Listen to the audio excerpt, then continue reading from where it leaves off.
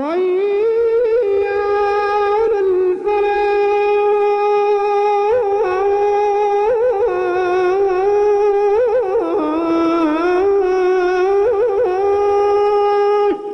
حي.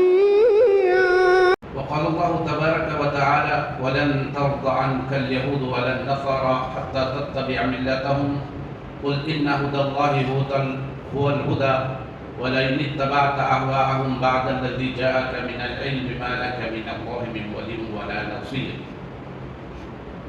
رب اشرح لي صدري ويسر لي أمري واحلل عقدة من لساني يفقهوا قولي. سبحانك لا علم لنا إلا ما علمتنا إنك أنت العليم الحكيم. قابل احترام بزرگوں، عزیز بھائیوں اور محترم حاضرین جمعہ، سورہ بقرہ کی آیت نمبر 120 میں نے آپ کے سامنے تلاوت کی۔ اس میں اللہ تعالیٰ نے ارشاد فرمایا: تم سے یہود و نصارہ ہرگز اس وقت تک راضی نہیں ہوں گے جب تک تم ان کی پیروی نہ کر لو، ان کی اتباع نہ کرو۔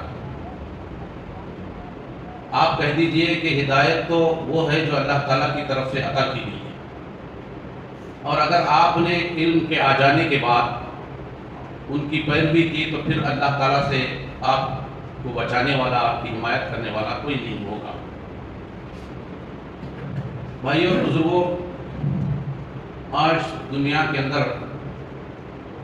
بہت قلیل تعداد اور بہت ہی مختصر ہونے کے باوجود یہودیوں کا پنجہ سارے عالم میں گڑا ہوا ہے، اور یہ سارے عالم پر اپنی حکمرانی کر رہے ہیں۔ تو ہم یہ جاننے کی کوشش کریں گے کہ یہ یہودیت کیا ہے۔ ویسے یہ لوگ ازل سے مسلمانوں کے، اسلام کے دشمن رہے ہیں۔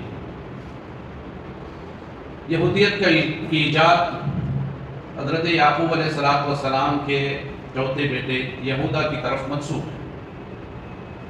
حضرت سلیمان علیہ السلام کے بعد جب آپ کی سلطنت کے دو حصے ہو گئے، دو حصوں میں وہ تقسیم ہو گئی، تو ایک حصے پر اس نسل کا قبضہ رہا جسے یہودا کہا جاتا ہے۔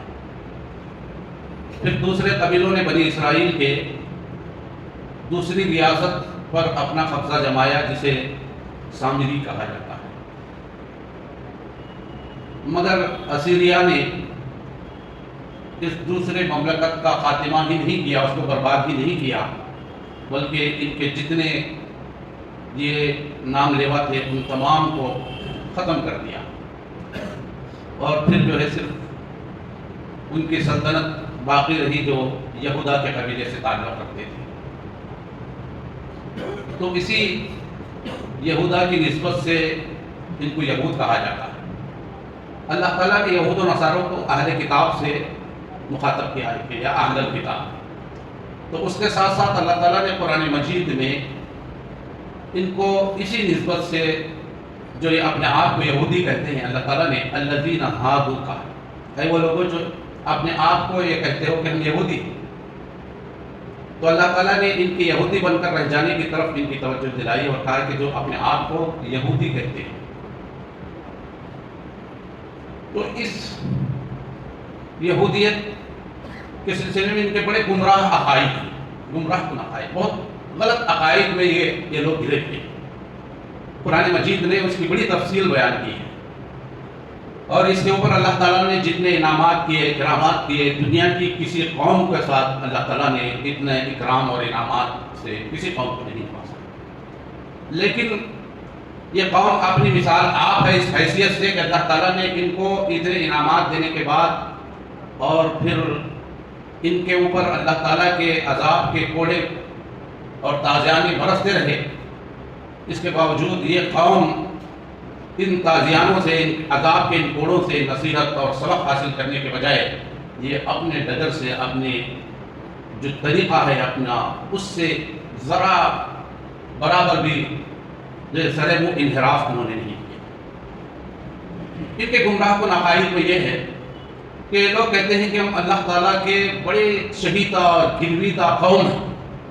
قرآن مجید کہتا ہے، وہ لوگ کہتے ہیں، یہودیوں کا قول نقل کرتا ہے اللہ تعالیٰ کہ نحن ابناء اللہ و احباؤہ، ہم اللہ تعالیٰ کے بیٹے ہیں اور اس کے چہیتے اور محبوب ہیں، پسندیدہ ہیں. یہود یہ سمجھتے ہیں، ان کے گمراہ کن عقائد میں یہ ہے کہ وہ اللہ تعالیٰ کے بیٹے اور اللہ تعالیٰ کے مادے سے پیدا کیے گئے ہیں. اللہ تعالیٰ سے ان کا کوئی الگ خاص تعلق ہے، جس طرح کوئی بیٹا کسی باپ کے مادے سے پیدا ہوا ہے، ویسا یہ اپنے آپ کو اللہ تعالیٰ کے متعلق کہتے ہیں. اور کہتے ہیں کہ باقی کے دوسرے جتنے قومیں ہیں، جتنی یہودیوں کے علاوہ جتنے لوگ دنیا کے اندر ہیں، یہ سب شیطان کی نسل ہیں، اور ہم ہی عزت کے، احترام کے، انسانیت کے قابل ہیں. اور جتنے دنیا میں یہودیوں کے علاوہ جتنے انسان ہیں، وہ سارے حیوانات اور نباتات کے مشابہ ہیں. اور وہ یہ سمجھتے ہیں کہ دنیا کے اندر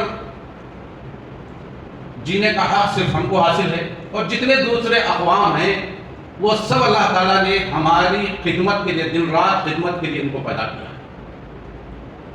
اور کوئی معزز محترم تہوار کوئی دوسرے اقوام نہیں منا سکتے، بلکہ یہ دوسرے لوگوں کو کتے اور کوے اور جانور سمجھتے ہیں، بلکہ ان کو گدھے سمجھتے ہیں، اور دوسری اقوام کی عورتوں کو بھی یہ جانور سمجھتے ہیں. اور ان کا یہ تصور ہے کہ کوئی اگر یہودی کسی غیر یہودی کے ساتھ، کسی عورت کے ساتھ زنا کر لے تو اس پر اللہ تعالیٰ ان کو اجر عطا کرتا ہے. یہ تصور ہے، یہ غلط خیال ہے، یہ غلط عقیدہ ہے. بلکہ اتنے گھناونے عقیدے ان کے پروٹوکول میں، ان کے تلمود میں انہوں نے جو ہے بنا لیے ہیں کہ اس کو بیان کرنا بھی ہمارے لیے، ہماری اپنی زبان سے ادا کرنا ہماری شرم کی بات ہے. کوئی قابل میں اپنی ماں سے، اپنی بہن سے، اپنی منگیتر سے جو ہے زنا کرے تو اس کے الگ الگ درجات انہوں نے الگ الگ کیٹیگری اور خصوصیات بیان کی. حتیٰ کہ کوئی یہودی 3 سال اور کچھ ماہ کی لڑکی سے اگر زنا کر لے تو وہ اس کے لیے جائز ہے. اتنے انتہائی گھٹیا ان کے عقائد ہیں، اور یہ سمجھتے ہیں کہ یہودیوں کے علاوہ کسی سے بھی یہ کسی کو بھی دھوکہ دے سکتے ہیں. ان کے مال کو، ان کے جان کا یہ پورے حقدار ہیں. اور اللہ تعالیٰ نے سارے دوسرے غیر یہودیوں کو ان کے تکریم اور عزت میں ان کی وجہ سے انسانوں کی شکل ان کو عطا کی، اور کوئی جو ہے عزت و تکریم کے لائق نہیں. سب ان کے مات ہے. اللہ تعالیٰ نے سارے یہودیوں کے لیے ان سارے انسانوں کو، غیر یہودیوں کو پیدا کیا ہے. ان کے جان اور مال کا ان کو حق حاصل ہے. وہ غیر یہودی سے سود لے سکتے ہیں، اس کا مال ہڑپ کر سکتے ہیں. حتیٰ کہ کسی غیر یہودی کے لیے اپنے اندر تڑپ، دکھ اور درد رکھنا ان کے لیے حرام ہے. اور اگر کسی غیر یہودی کو وہ کسی پہاڑ پر سے گرتا ہوا دیکھیں یا کہیں مرتا ہوا دیکھیں تو اس کی مدد نہ کریں، بلکہ اس کو اپنی حالت پر چھوڑیں. یہ عقائد. تو یہ من گھڑت عقائد ان کے اندر، ان کے اپنے ربیین، ان کے علماء، ان کے احباروں نے صدہ برس کی کوششوں کے ساتھ اپنے رجحانات، اپنے خیالات اور اپنے عقائد کی بنیاد پر بنائے اور ان کے سامنے پیش کیے. ان کا مقصد کیا ہے؟ ان کا مقصد یہ ہے کہ یہ اس کے ذریعے سے دنیا کے اندر ساری دنیا پر حکمرانی کریں، اور یہودیوں کے اندر اپنی زمین کو، اپنی سلطنت کو حاصل کرنے کے لیے جوش اور جذبہ ان کے اندر پیدا کریں. اور جو مزاحمتیں، جو مشکلات ان کو آتی ہیں دوسرے تنظیموں اور افراد کے ذریعے سے، اداروں کے ذریعے سے، یہ ان کو مربوط کر سکے، متحد کر سکے، اور اس کے خلاف ان کی طاقت کو استعمال کر کے اپنی مشکلات کو، اپنے چیلنجز کا مقابلہ کر سکے. اس کو ابھارنا یہودیوں کے پیش نظر. اس کے بعد صہیونی ایک لفظ آتا ہے، ان کو صہیونی کہا جاتا ہے. یہ صہیونی کا مطلب کیا ہے؟ یہ صہیونی یہ ہے، یہ صہیونی منسوب ہے بیت المقدس کے قریب ایک جبل ہے، ایک پہاڑ ہے، جبل صہیونی اس کو کہا جاتا ہے. تو اس پہاڑ سے منسوب یہ انہوں نے ایک فکر پیدا کی یہودیوں کے اندر کہ یہودی وہ ہے جو پوری دنیا سے زیادہ اس مقدس مقام پر جو صہیونی اسرائیل کے لیے انہوں نے منتخب کی ہے، ارض فلسطین کو جو انہوں نے منتخب کی ہے، وہ ساری دنیا کے مقابلے میں وہاں رہنا زیادہ پسند کرے، وہ صہیونی۔ اور جیسے چاہے اخلاقی ہو، زبانی ہو، مالی ہو، کسی بھی طرح کا کوئی مدد کرتا ہے اس ریاست کو حاصل کرنے کے لیے، تو وہ شخص صہیونی ہے۔ تو اس طرح کے عقائد، اس طرح کے فکر ان کے اندر پائے جاتے ہیں، اور وہ چاہتے ہیں کہ اس مقام سے جو ہے وہ ساری دنیا کے اوپر اپنا کنٹرول کر سکے۔ اس کا خواب وہ دیکھ رہے ہیں، اس کی کوششیں صدیوں سے، برسوں سے کرتے چلے آ رہے ہیں۔ انہوں نے اپنی عقائد کو ترویج دینے کے لیے کئی دنیا کے لوگوں کے افکار کو بھی انہوں نے اختیار کیا۔ فرائڈ کے نظریے کو انہوں نے اختیار کیا۔ فرائڈ کا نظریہ جو جنسیت پر ہے، سیکس پر ہے، ان نظریات کو انہوں نے اپنایا، اور پھر مارکس کے نظریے کو اپنایا، جو مارکس کا نظریہ یہ ہے کہ صرف یہودی دنیا کے اندر واحد دین ہے، واحد مذہب ہے جو صحیح ہے، اس کے علاوہ جتنے مذاہب ہیں وہ غلط ہیں، بے عقیدہ ہیں، باطل ہیں۔ نیتشا کے افکار، اس کے خیالات، اس کے آراء کو انہوں نے اختیار کیا۔ نیتشا کا کہنا یہ ہے کہ اس کے پاس اخلاق نام کی کوئی چیز نہیں، جس کے پاس اخلاق کا کوئی نام ہی نہیں ہے، اس کے انہوں نے افکار کو اپنائے، اور دنیا کے اندر اپنی اس چھوٹی سی مختصر سی جماعت کو غلبہ دلانے کے لیے ہر وہ حربہ اختیار کیا جو ان کے لیے معاون اور مددگار ثابت ہو سکتا۔ اس نظریے کے تحت انہوں نے دنیا میں اپنے قدم جمائے، جہاں جہاں جاتے یہ اسی کوشش میں لگے رہتے، اداروں کے اندر گھس جاتے، اس کے اندر یہ افراد اپنا کام کرتے، خاص کر ہر دور میں یہ میڈیا پر قابض رہے، خبر رسانی کے جو ذرائع ہیں ان پر ان کا قبضہ رہا ہے، مادیت کے یہ قائل ہیں۔ اس لحاظ سے دنیا میں جتنی بے حیائی، فحش، اخلاق باختگی، اخلاق سوزی، زنا، فحاشی جو دنیا میں عام ہوئی ہے، اسی قوم کے مرہون منت، اس کو انہوں نے ہر جگہ پھیلایا، اور اس کے ذریعے سے اسلام کی بےخبری کرنے کی کوشش کی، اور آج نوجوان نسل مسلمانوں کی ملت اسلامیہ کی اس میں نکلی۔ ہم دیکھ سکتے ہیں کہ ہماری تہذیب ہم کو زیادہ پسند نہیں ہے، مغربی تہذیب کے ہم دلدادہ ہیں۔ اس کا واحد سبب یہی ہے کہ یہودیوں نے جو کوششیں کی وہ کوششیں رنگ لاتی نظر آتی، ہم ان کے اعلی کار بنے ہوئے، ہمارے آئیڈیلز، ہمارے ہیرو، ہمارے نمائندے، ہمارے رہبر، ہمارے رہنما کون تھے؟ وہ اللہ کے رسول صلی اللہ علیہ وسلم اور صحابہ کرام نہیں، ہمارے لیے نمونہ، وہ آئیڈیل نہیں ہے۔ یہ اس یہودیوں کا اثر ہے جو ساری دنیا کے اندر دیکھا جا سکتا ہے۔ ان یہودی نظریات کے تحت یورپ نے پوری معاشرتی تباہی دیکھی، خاندان اجڑ گئے، خاندان کے جو اقدار تھے، اخلاقی اقدار تھے، رشتے کے جو پاس و لحاظ تھے، وہ سارے ختم ہو گئے، بے حیائی دنیا کے اندر عام ہوئی، سود کا کاروبار انہوں نے دنیا پر پھیلایا، اور یہ سب سے زیادہ آج پوری دنیا کے اندر اپنے پیسے کے بلبوتے پر دنیا کو کنٹرول کیا۔ سپر پاور طاقت آج ان کے ہاتھ میں، دنیا کی اقوام متحدہ ان کو زیر نہیں کر سکتی، ان کو اپنا حکم جاری کر کے ان کو کھما نہیں سکتی۔ یہ حالت انہوں نے بنائی ہوئی ہے، نوجوانوں کے اندر انہوں نے بے حیائی کو عام کیا،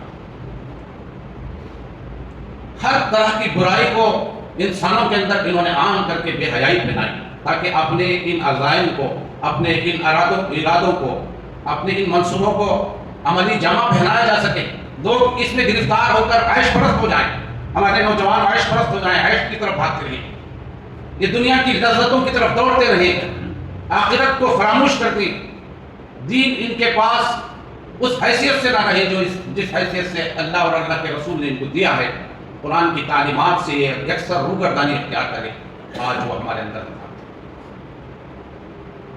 آج امت مسلمہ اس سے بچی ہوئی نہیں ہے، امت مسلمہ کا نسل نوجوان اس سے بچے ہوئے نہیں، یہ ان کے عزائم ہیں۔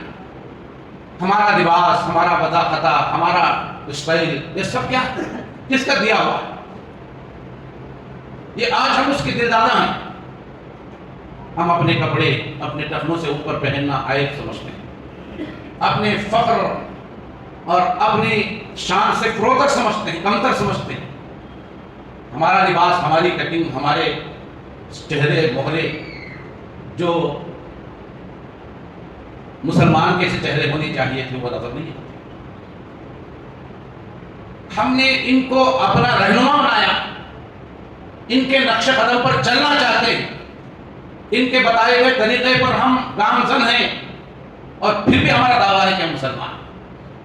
انہوں نے مسلمانوں کے دین سے ان کو کھوکھلا کر دینے کے لیے مسلمان کو ایک ہی چیز کے ذریعے سے اس کے دین سے دور کیا جا سکتا ہے، وہ ہے ان کی معاشی تگودو، ان کی معاش کا وہ ذریعہ جس کو حرام کر دو، آپ کی کوئی دعا قبول نہیں، آپ کی کوئی عبادت قابل قبول ہے ہی نہیں۔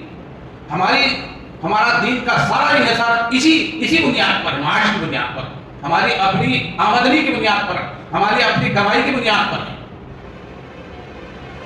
اب سارے مسلمانوں کو سود کے لت میں، سود کی بیماری میں اللہ تعالیٰ نے اس سود کے سلسلے میں کہا سب سے بڑا گناہ یہ دینار درہم کسی سے سود لینا، اور یہ اللہ کے رسول صلی اللہ علیہ وسلم نے فرمایا اپنی ماں کے ساتھ 30 مرتبہ زنا کرنے کے بعد۔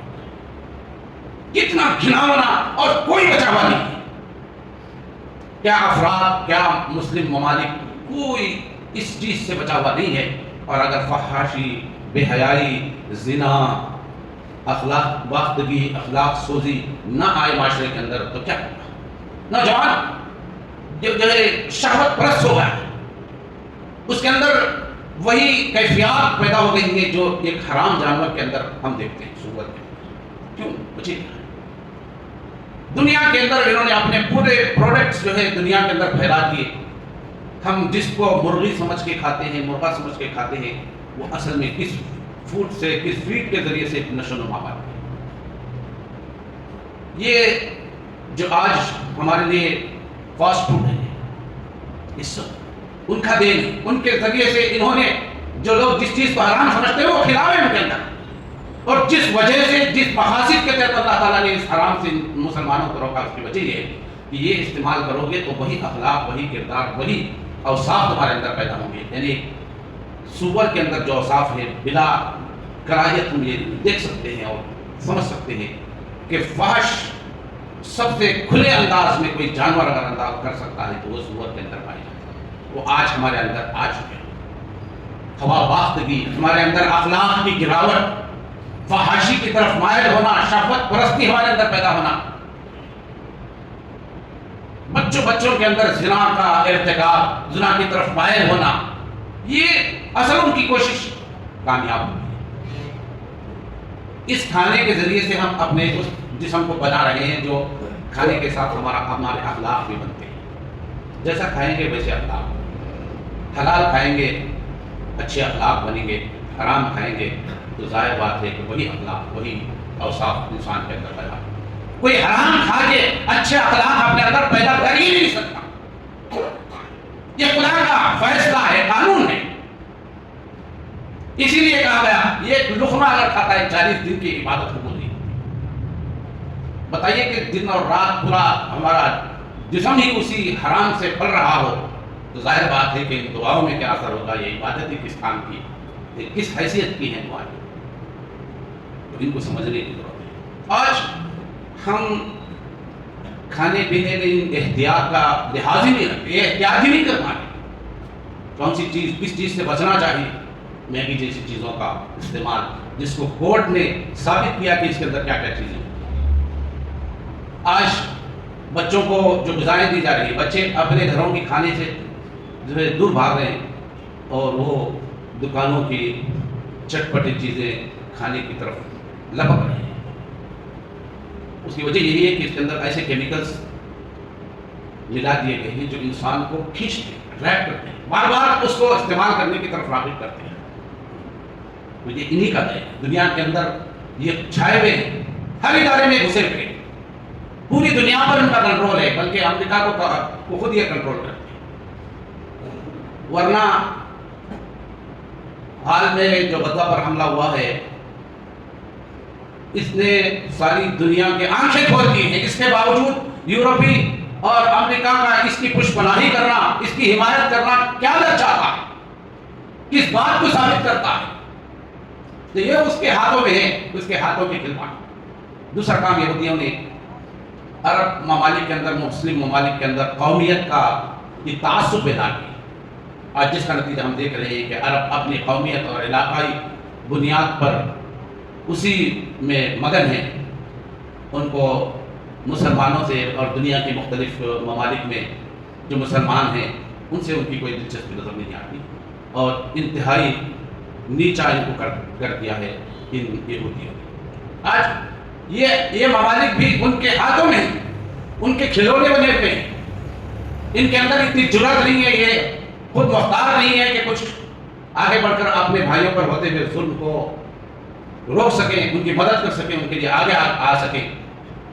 ان کی معیشت ان کے ہاتھ میں ہے، ان کی سیکورٹی ان کے ہاتھ میں ہے. یہ سرے منہ ان سے انحراف نہیں کر سکتے، ان سے غداری نہیں کر سکتے، ان کی مخالفت نہیں کر سکتے. یہ حال یہودیوں نے خود بنایا ہے، ان کی سازش یہ نہیں ہے. اللہ کے رسول صلی اللہ علیہ وسلم کے دور سے ہی اسلام کو کھلم کھلا انہوں نے بگاڑنے کی کوشش کی.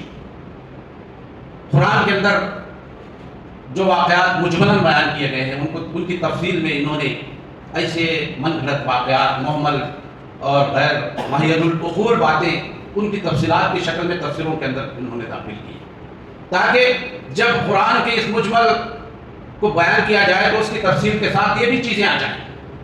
اسرائیلی روایات کو در دیا اور اس کے نام سے سارے امت مسلمہ، عامت المسلمین کے ذہنوں کو، دماغ کو، ان کے عقائد کو انہوں نے بگاڑا ہے.